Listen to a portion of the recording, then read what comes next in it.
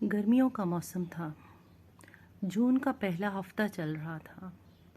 عائشہ اپنے کام میں محو تھی کہ سالانہ امتحان کے پرچے چیک کرتے کرتے اسے وقت کا پتہ ہی نہ چلا۔ دوپہر کا 1 بج رہا تھا۔ کالج کے اسٹاف روم میں اے سی بڑی مہارت سے موسم کو خوشگوار بنانے میں جتا تھا۔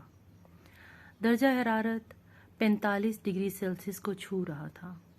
کام کرتے ہوئے موسم نے انگڑائی لی، بادل گھر آئے، ٹھنڈی ہوا اور ہلکی پھوار نے موسم خوشگوار کر دیا۔ عائشہ کالج کی اوپر کی منزل پر بالکل اکیلی پرچے چیک کر رہی تھی۔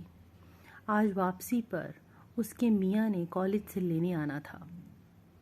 جیسے ہی 4 بجے عائشہ نے چیزیں سمیٹیں اور دروازے کو تالا لگانے کے لیے اسٹاف روم میں پڑی بڑی میز پر نظر دوڑائی، وہاں تالا نہیں تھا۔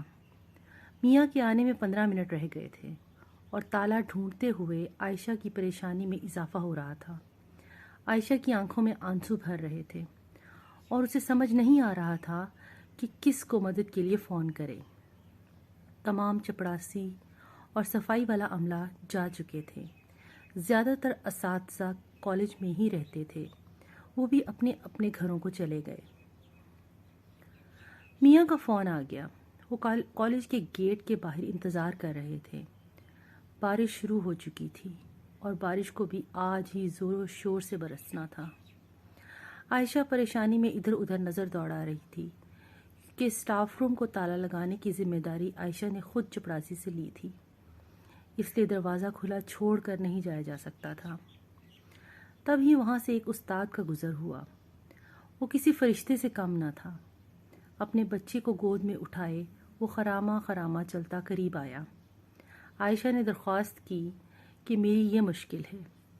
اس نے نہایت شائستگی سے کہا، آپ جائیں میڈم، میں گھر سے لا کر کوئی تالا لگا دیتا ہوں، کل آ کر دیکھا جائے گا۔ عائشہ نے شکر کا سانس لیا اور تقریباً بھاگتی ہوئی کالج کے گیٹ کی طرف آئی۔ چھتری نہ ہونے کی وجہ سے وہ تقریباً بھیگ چکی تھی۔ گارڈ نے اس کی طرف دیکھا اور نسبتاً تلخی سے کہا، آپ کے شوہر نے بہت بدتمیزی کی ہے، پرنسپل نے کسی کا بھی اس گیٹ سے داخلہ منع کیا ہوا ہے۔ میں نے کہا تو وہ بھڑک پڑے۔ عائشہ نے شرمندگی سے معذرت کی اور گیٹ سے باہر نکل گئی۔ گیٹ سے چند قدم کے فاصلے پر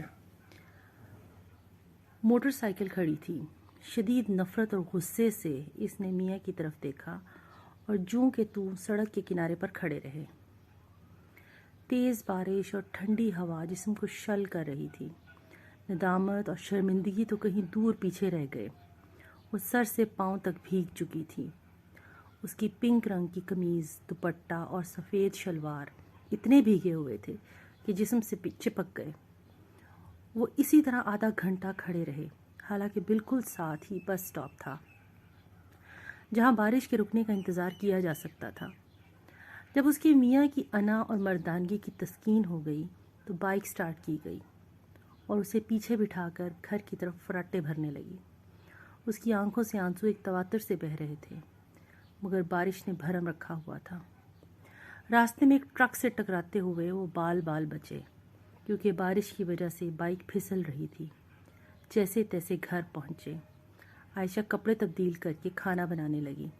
نماز پڑھنے کے بعد بچوں کو پڑھایا، شام کی چائے بنائی اور رات کو کچن صاف کرتے اور برتن دھوتے ہوئے سوچ رہی تھی کہ کیا یہ مرد تھا جس کو پانے کے لیے اس نے نمازوں میں دعائیں مانگی تھیں۔